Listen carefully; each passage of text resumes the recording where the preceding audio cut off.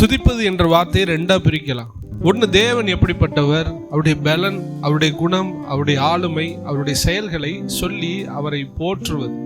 ரெண்டாவது, பர்சனலா என் வாழ்க்கையில் அவர் எப்படிப்பட்டவர், எனக்கு எப்படிப்பட்ட நன்மைகள் அவர் செஞ்சார், அதை அவர்கிட்ட சொல்லி நன்றி செலுத்துறது.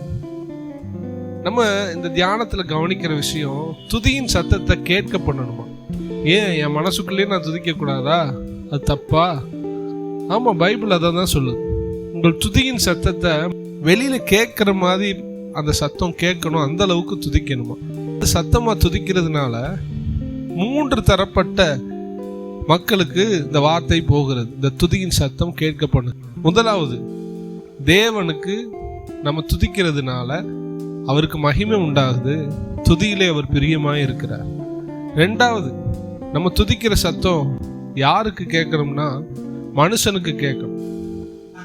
அந்த மனுஷன் நம்முடைய வாழ்க்கையிலே நம்முடைய தேவன் நமக்கு என்ன செஞ்சார் என்கிறத அவன் அறிஞ்சுக்கிறணும், இப்படிப்பட்ட ஒரு நல்ல தெய்வம் இருக்கிறாருங்கிறத அவன் புரிஞ்சுக்கிறணும், அவரை பின்பற்றணும். மூணாவது, நான் உங்களுக்கு சொல்றது ஆச்சரியமா இருக்கும், பிசாசுக்கு நம்ம துதிக்கிற சத்தம் கேட்கணும்.